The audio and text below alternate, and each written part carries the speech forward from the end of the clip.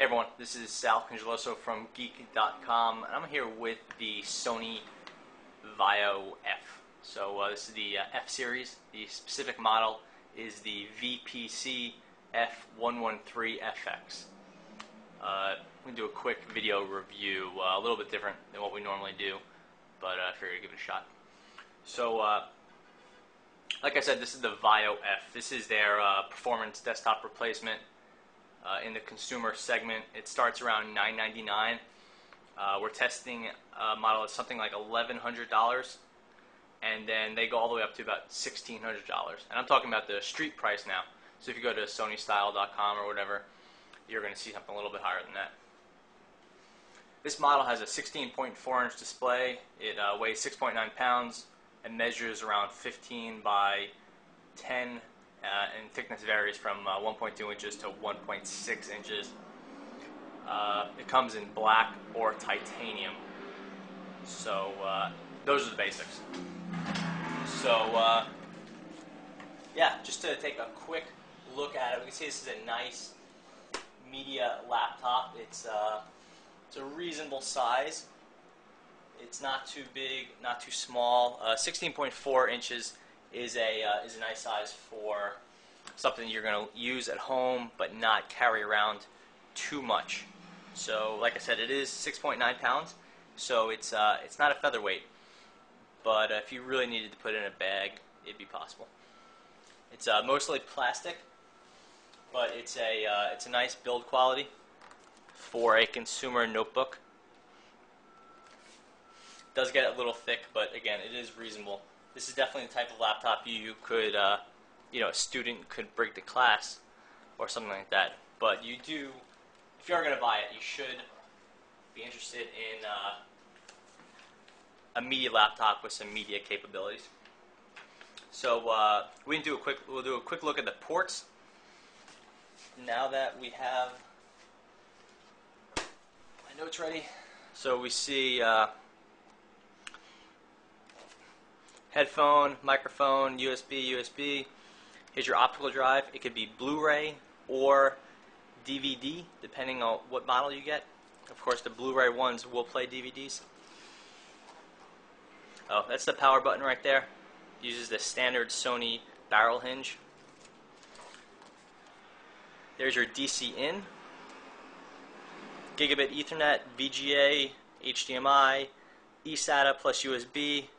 Express card plus 34. There's your iLink, your 1394 or whatever. Wireless on-off switch. And then are your two card readers, SD and then the Sony's Magic Gate.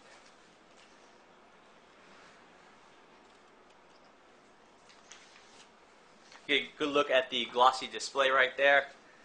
I don't know if I could show it off. Anyway. A good look at the glossy display. It runs at 16 by 9. In the past, there's been a 19 by 10. That's a 1920 by 1080, 1080p model. If you want to spend a little bit more. As far as parts go, this one runs Intel's Core i7 720QM with 6 gigabytes of RAM and a 500 gigabyte disk. It has NVIDIA's GeForce 310M graphics, so it's a pretty reasonable entry-level graphics card. If you want to spend a little bit more,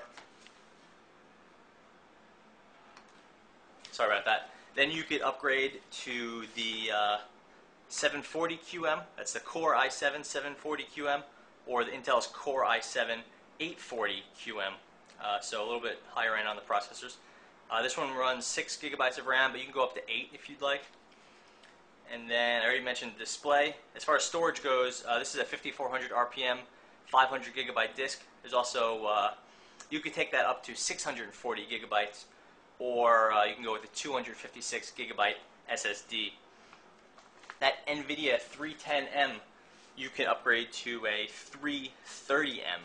So you're going from entry-level dedicated graphics to getting towards the lower level of an enthusiast.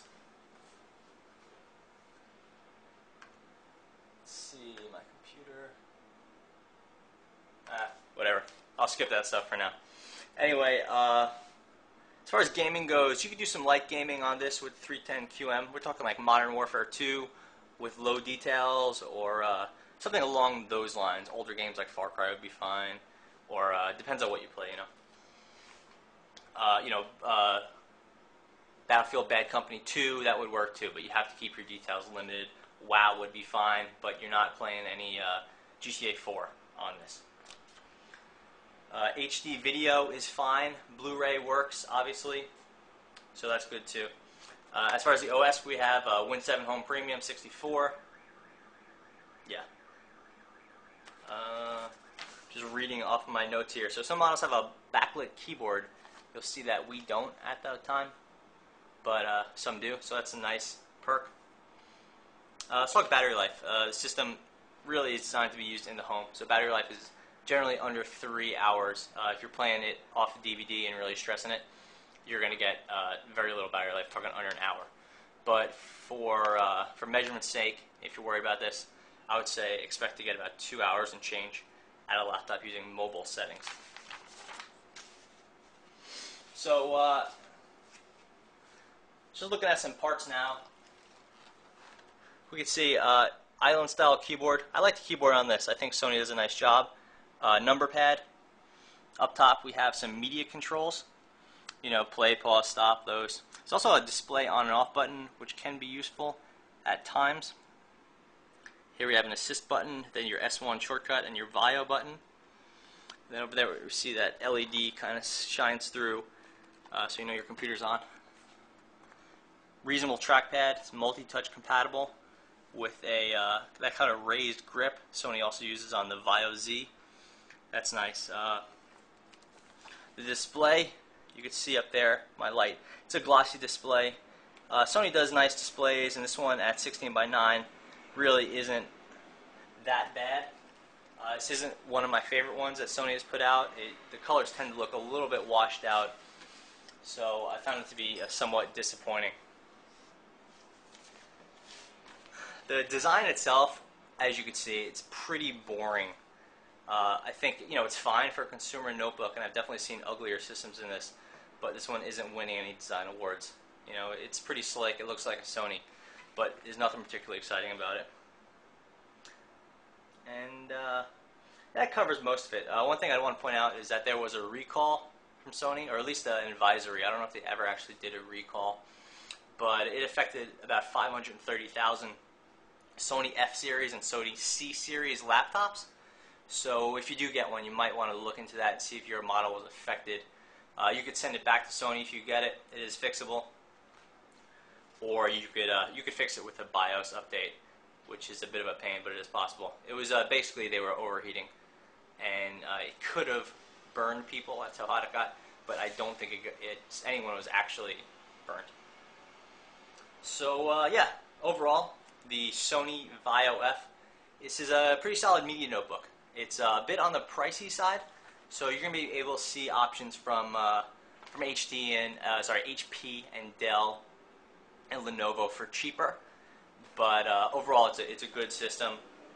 Performance is going to vary based on the specs you go with. So with it ranging from about $1,000 up to $1,600, you could bet there's going to be a significant amount of variance. But if you get a reasonable build in the mid-range, we're talking 720 QM, 6 gigabytes of graphics, 6 gigabytes of RAM, and then maybe if you could sneak that 330M graphics card in there, I think you're going to appreciate it.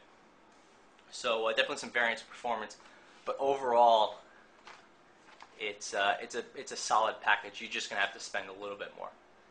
So I would say don't write this one off your list, but definitely consider the competition before you pick one up.